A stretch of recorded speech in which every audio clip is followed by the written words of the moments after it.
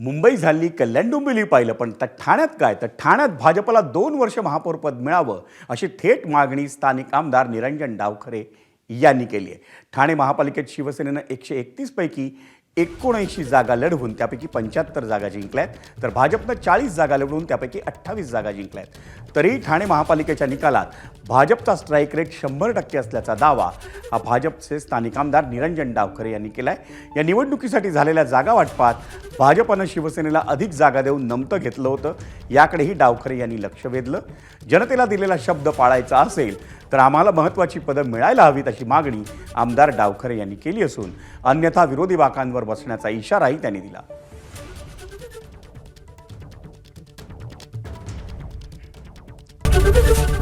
ABP माझा, उघडा डोळे बघा नीट.